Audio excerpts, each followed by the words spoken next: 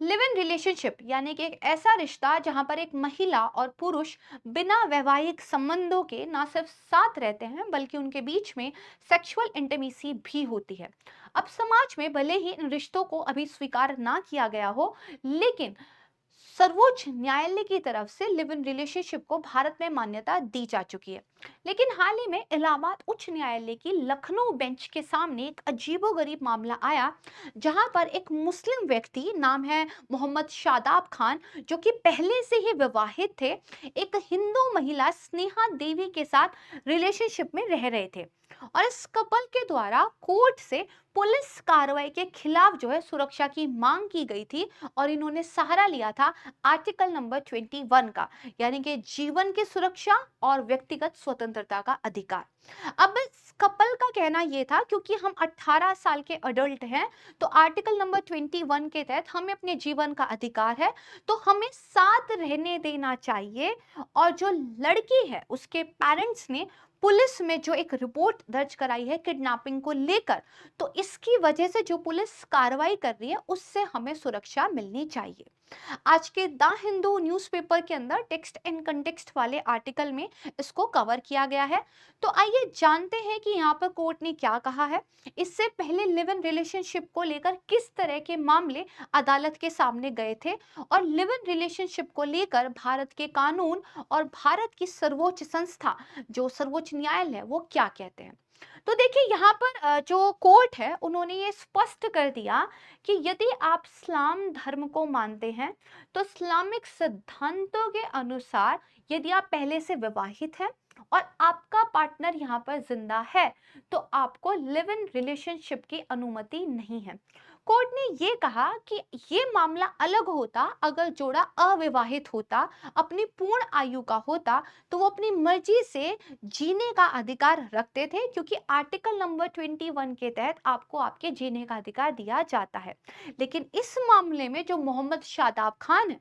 वो 2020 से ही फरीदा खातून से विवाहित थे। इतना ही नहीं, उनके एक बच्चा भी है। और जब उनसे ये कहा गया, कोर्ट ने कहा कि उनकी पार्टनर को कोर्ट के सामने पेश किया जाए, तो उन्होंने अदालत के सामने फैक्ट ये रखा था कि उनकी जो वाइफ है वो कहीं दूसरे गांव में रहती है, अलग रहती है। लेकिन बाद में पुलिस के द्वारा कोर्ट को ये जानकारी दी गई कि दरअसल वो मोहम्मद खान की फैमिली के साथ ही मुंबई में रह रही थी। दैट मीन्स वो अपनी पत्नी से अलग नहीं हुए थे, फिर भी एक हिंदू महिला के साथ जो है यहाँ पर रिलेशनशिप में रह रहे थे। दरअसल एक इसी तरह का अलग मामला आपको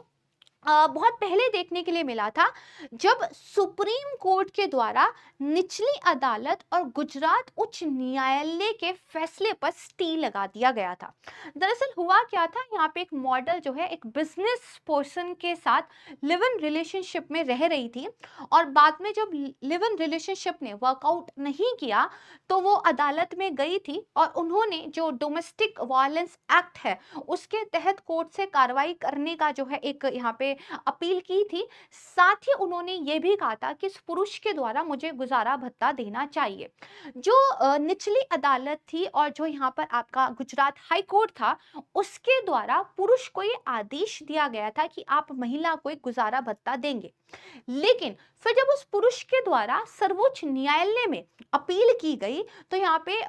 जो सुप्रीम कोर्ट है उन्होंने हाई कोर्ट और लोअर कोर्ट के गुजारा भत्ता देने वाले आदेश पर रोक लगा दी थी। दरअसल हुआ ये था कि उस पुरुष की तरफ से ये बताया गया था कि उस महिला का और उसका जो रिश्ता था वो एक घरेलू, एक डोमेस्टिक रिलेशनशिप नहीं था, क्योंकि जब उन लोगों ने लिव इन रिलेशनशिप में रहना शुरू किया था तब महिला भी विवाहित थी किसी अन्य व्यक्ति के साथ, और पुरुष भी विवाहित थे किसी अन्य व्यक्ति के साथ। और इस महिला और पुरुष की अपनी भी एक बेटी थी, जो कोर्ट में मामला चलने तक 9 या 10 साल की बेसिकली यहाँ पर हो चुकी थी। जब रिलेशनशिप नहीं चला तो फिर अदालत यहाँ पे वो गई थी, लेकिन फिर अदालत से जब उन्होंने कहा कि महिला सुरक्षा अधिनियम जो कि घरेलू हिंसा से सुरक्षा करने की बात करता है 2005 वाला, उसके तहत मुझे यहाँ पे सुरक्षा दी जाए, तो सुप्रीम कोर्ट ने ये कहा था हम इस तरह के लिव इन रिलेशनशिप को बढ़ावा नहीं दे सकते हैं जहां पे रिस्पेक्टिव पार्टनर्स आपके जिंदा हैं, आप शादीशुदा हैं लेकिन उसके बावजूद लिव इन रिलेशनशिप पे रह रहे हैं। इसलिए महिला को गुजारा भत्ता देने पर कोर्ट की तरफ से यहाँ पे रोक लगा दी गई थी। और मजेदार बात यह है कि सुप्रीम कोर्ट का ये फैसला तब आया था जब उसी महीने जो पंजाब और हरियाणा के हाई कोर्ट थे, उन्होंने ये कहा था कि अपने पति या पत्नी को बिना तलाक दिए किसी दूसरे पार्टनर के साथ लिव इन रिलेशनशिप में रहने वाले जो जोड़े होंगे, उनको दरअसल हम लिव इन रिलेशनशिप के तहत मिलने वाले अधिकार नहीं दे सकते हैं। अदालत ने यहां तक कह दिया था कि जो भारतीय दंड संहिता है, इंडियन पीनल कोड है, उसकी जो धारा है 494 495, इसके तहत आपको दो विवाह करने का दोषी भी माना जा सकता है। तो आइए बात कर लेते हैं कि लिव इन रिलेशनशिप को लेकर बेसिकली किस तरह का जो कानून है, कोर्ट के फैसले हैं, वो हमें भारत में देखने के लिए मिलते हैं।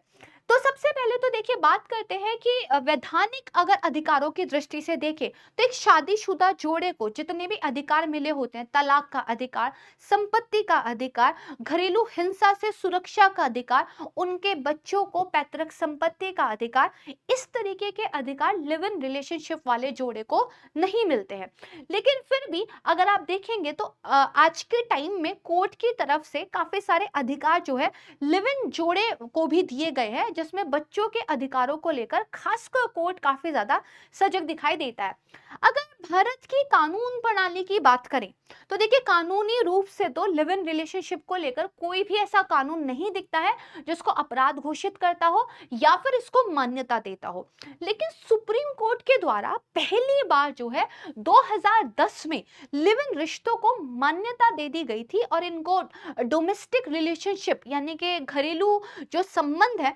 इसके आधार पर जो है एक व्याख्या दी गई थी और कुछ अधिकार भी दिए गए थे। इनके 2010 वो पहला ऐसा आपको बेसिकली टाइम दिखाई देता है जब इस तरह के रिश्तों को सुप्रीम कोर्ट की तरफ से मान्यता दी गई थी। मतलब कानून भले ही नहीं है लेकिन भारत के अंदर सुप्रीम कोर्ट के आदेश के अनुसार लिव इन रिलेशनशिप अपराध भी नहीं है, इसको मान्यता मिली हुई है। अब यहाँ पे खुशबू बनाम कन्यामल वाला जो मामला था, इसमें ये ऐतिहासिक फैसला जो है कोर्ट का आया था। एक बहुत बड़ा आपको बेसिकली यहाँ पे चेंज देखने के लिए मिलेगा आगे चलकर 2015 में। तो यहाँ पे जो 2010 वाला है खुशबू बनाम कन्यामल वाला मामला था, यहाँ पे कहा था लिव इन संबंध अवैध या अनैतिक नहीं है और बेसिकली दो वयस्कों को बिना शादी किए साथ रहने का अधिकार यहाँ पर है, इसको आप अपराध नहीं बोल सकते। सुप्रीम कोर्ट की तरफ से आगे चलकर जो सोशल मोरालिटी यानी कि सामाजिक नैतिकता होती है और कॉन्स्टिट्यूशनल मोरालिटी यानी कि जो आपकी संवैधानिक नैतिकता होती है, इसको लेकर भी बात कही गई थी कि हो सकता है सामाजिक रूप से किन्हीं चीजों को नैतिक ना माना जाता हो, लेकिन इसके आधार पर संवैधानिक नैतिकता तय नहीं हो सकती है। यानी कि कॉन्स्टिट्यूशनल राइट्स जो है आर्टिकल नंबर 21 के तहत वो समाज किस तरीके से चीजों को एक्सेप्ट करता है, इसको लेकर नहीं चल सकते। अब बात करते हैं 2015 की, एक बहुत इंपॉर्टेंट निर्णय यहाँ पे सुप्रीम कोर्ट का आया, शर्मा बनाम वी शर्मा। इस मामले में रिलेशनशिप जो लिव इन टाइप के हैं उनके अधिकारों का जो है कोर्ट ने यहाँ पे विस्तार कर दिया था। जैसे सबसे पहले तो ये कहा गया कि जो घरेलू हिंसा को लेकर 2005 वाला अधिनियम है, इसके तहत महिलाओं को जो सुरक्षा मिलती है वो लिव इन पार्टनर वाली महिलाओं को भी मिलेगी। लेकिन अब लिव इन रिलेशनशिप कैसा होगा, कम से कम ये कुछ महीनों या कुछ सालों तक चलना चाहिए और सोसाइटी में आप लोग एज अ पार्टनर जो है अपने आप को दिखाने चाहिए। ऐसा नहीं कि समाज से आपने छुपाया हुआ है और बाद में आप कोर्ट का दरवाजा खटखटाएंगे, नहीं, पब्लिकली आपने एज अ कपल जो है जहां पर भी गए हो अपनी एक आइडेंटिटी दिखाई जानी चाहिए। साथ में ये वन नाइट स्टैंड या सिचुएशनशिप या कुछ हफ्तों या कुछ दिनों तक चलने वाले रिश्तों पे अप्लाई नहीं होता है, एक लंबी एसोसिएशन जो है यहाँ पर होनी चाहिए। उसके बाद आपको कुछ अधिकार जो है भारत के सर्वोच्च न्यायालय के इस फैसले के आधार पर मिलते हैं। जैसे जो इंद्र शर्मा बनाम वीकेवी मामला था, इसमें सुप्रीम कोर्ट ने ये कहा कि देखिए जो बेसिकली वैवाहिक जो संबंध होते हैं, उसी की तरह ये भी एक संबंध है, और जो हमारा घरेलू हिंसा अधिनियम 2005 है, इसके तहत महिलाओं को अधिकार मिलेंगे। सिर्फ इतना ही नहीं, यदि लिव इन पार्टनर महिला को छोड़ देता है या उसके भरण पोषण से मना कर देता है, तो यहाँ महिला भरण पोषण का भी अधिकार रखती है। साथ में सुप्रीम कोर्ट ने यह भी कहा कि जो बच्चे होंगे उनको बेसिकली यहाँ पर जो हमारी बेसिकली एक आपराधिक प्रक्रिया संहिता की धारा 125 clause A sub clause basically 1 है, उसके अनुसार भरण पोषण का भी अधिकार है। सर्वोच्च न्यायालय ने यह तक कहा कि लंबे समय तक साथ रहने वाले जो जोड़े होंगे, उससे जो बच्चे उत्पन्न होंगे, उनको लीगल चाइल्ड यहाँ पर माना जाएगा। यानी कि वो अपने माता और पिता का नाम अपने साथ कैरी करेंगे, बल्कि माता पिता के द्वारा अर्जित की गई जो संपत्ति होगी, उसके हिस्सेदार और हकदार भी यहाँ पर होंगे। लेकिन सुप्रीम कोर्ट ने इस वाले मामले में ये साबित कर दिया है कि लिव इन रिलेशनशिप वाले मामलों में आर्टिकल नंबर 21 की दुहाई लेकर आप हर तरह के मामले में अधिकार अधिकार नहीं बोल सकते हैं, क्योंकि एक तरफ यदि इस्लाम धर्म के तहत कुछ अधिकारों को लेकर विशेष मांग की जाती है, तो लिव इन रिलेशनशिप में भी वो एप्लीकेबल होते हैं। अगर आप पहले से एक महिला के साथ विवाहित थे और यहाँ पर आपके ऊपर एक पुलिस कार्रवाई होती है, तो आप आर्टिकल नंबर 21 का सहारा नहीं ले सकते, क्योंकि ये सीधे सीधे इस्लामिक सिद्धांतों के खिलाफ जाता है, ऐसा कोर्ट ने एक जजमेंट दिया है।